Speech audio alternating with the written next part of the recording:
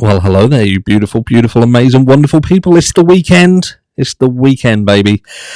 And I held off on doing this video because I've been watching it. I know a few of you guys have been watching it, and I kind of knew where it was going to go, and I knew it was going to annoy me somewhat. So I wanted to watch it all, sort of let my thoughts settle, because I've seen stuff like this happen in the past. I've seen it. And yeah, I've got something to say about it. But what am I talking about? I'm talking about the Apple River situation, the Apple River killing with this Nikolai. So let's have a look at the media to start with, shall we? Right, let's have a look. So here we go. Jurors have found Nikolai Mui guilty of multiple criminal charges, 6 in total, including homicide in the 2022 Apple River stabbings in Wisconsin. The jury found Mui guilty of 1 count of first-degree reckless homicide, 4 counts of first-degree reckless endangering safety, and 1 count of battery. The verdict was read in court on Thursday. Mui was originally charged with intentional crimes, but was convicted on lesser, but still serious reckless charges. Mui's defense attorney, Aaron Nelson, said Mui faces substantial life-changing penalties. And there's a picture of Nikolai there, looking well happy. We felt like we had a good case. We felt like we had a good defense, Nelson said. But in many ways, self-defense is a community standard, and it's very dependent on which 12 people within the community that you ask. And we'll stick a pin in that for now. Prosecutor Carl Anderson said, although Mui was convicted of downgraded charges, the jury still did its duty. They couldn't agree on intentional, but agreed unanimously that it was reckless, that he showed utter disregard for human life. Donnie Hernandez, father of 17-year-old Isaac Schumann, who died in the attack, spoke to the press following the verdict. It's been 21 months we've been waiting for justice for Isaac Michael Schumann, and we got it today. Not sure if it's justice, but it's an outcome. The trial lasted 8 days, with more than 3 dozen witnesses taking the stand. The jury began deliberations after closing arguments Wednesday and reached a verdict Thursday morning. Mui, 54. Let's just put it into perspective as well. This guy was 54 years old. No criminal convictions. Not done anything previously and been done, okay? 54 years. Stabbed 5 people on the river in July 30th, 2022, killing Schumann and injuring 4 others. The victim ranged in age from 17 to 24, were from Wisconsin and Minnesota. During the trial, the prosecution sought to prove Mui was the aggressor, while Mui's attorneys argued he acted in self-defense. Jurors heard testimony from Schumann's mother, other stabbing victims, witnesses, law enforcement, and Mui himself. They saw cell phone video of the confrontation, body camera footage of the law enforcement response, and a recording of Mui's initial interview with authorities. Mui's sentencing date has not been scheduled.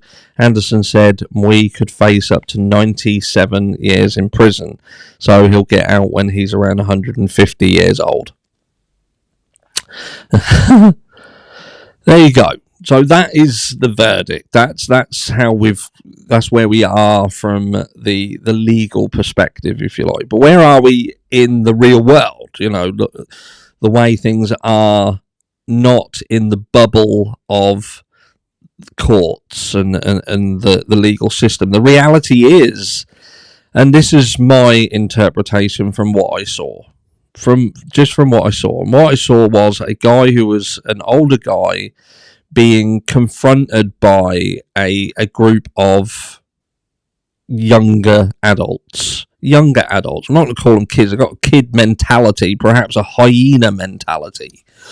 But, you know, they pushed this guy to the point where he snapped and reacted. And then what ensued after that was him making fundamental errors that would lead to this, where we are today, and that is that he's screwed. If he would have reacted differently, then it would have been a different outcome. What he should have done was realise what he'd done immediately, and immediately just held his hands up and said what he'd done. Said what he'd done, and got himself an attorney straight away. And that's it. That's how that should have gone from his perspective. Now, the fact is that he'd never been involved in he'd never been convicted of anything in his life. He had a clean slate up to then, so he hadn't had any dealings in this sort of situation. So there was some ignorance to it. He panicked. That fight or flight. Fuck! This is what I've done. What do I do? And everything he done is what led him to where he is today, and that's the sad part of this story, I believe. Don't get me wrong, people losing their life is sad, but ultimately it was these individuals, the people who became victims, that also chose their fate, because they chose to be, and again, this is my opinion from what I've seen, aggressors. I saw the video from one of these individuals being physically stabbed, and it looked like they had jumped forward and jumped into it.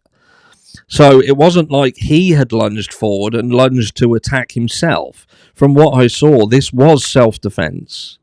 And again, it might be an unpopular opinion, and I weren't there. I can only go by the footage that I have seen, and you try and block out all of the noise and everything and just look at the situation and what you're seeing in a video and try and put yourself in this individual's shoes.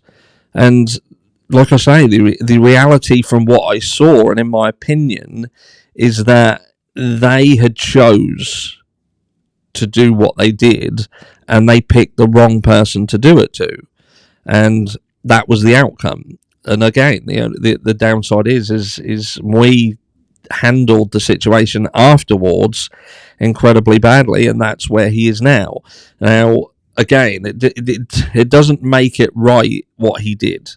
It was absolute extreme. But if you're of a certain type of person and you're surrounded by people, and we are at the heart of everything. We're an animal. We are an animal, and we have a fight or flight response. If we feel threatened, then we are going to react to that. We are going to lash out. A friend of mine, true story, was approached by a group of people after a night out in a nightclub. He was on his own. He'd gone down an alleyway, and he was followed into the alleyway by a group of people. He ended up striking out at one of them, and sadly the person he struck out at was killed. The difference is, my friend then went immediately to the police. He didn't speak to police. He contacted his father. His father got legal representation, and he ended up walking away from that. It was self-defense. That's ultimately what it was. A tragic outcome, yes, but a group of people approached him with the intent to cause harm, and he protected himself. And that's what I saw in Nikolai Mui's situation. He was placed into a situation that he couldn't really handle.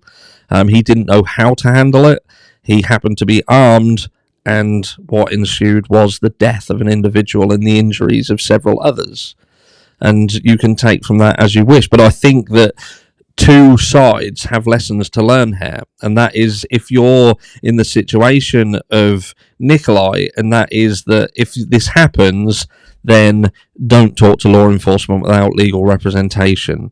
Don't try and hide the fact of what you've done. Don't try and disguise yourself. Don't try and get away, get rid of the weapon. Just hold your hands up. Realise that the situation that you're in, with multiple victims and people stand around with, you're done. Your goose is cooked at that point. So the best thing for you to do is get legal representation and hold your hands up and say, look, I was scared. I was scared for my life. I'd been attacked. I was being approached. I didn't know. I got out of my depth, and the rest is history. And take it on the chin. Take it like a man.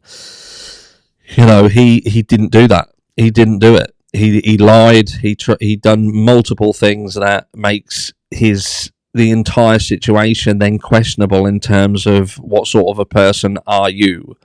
And the reality is he could have just been someone who was absolutely scared and reacted incredibly badly. And it would have been a different outcome.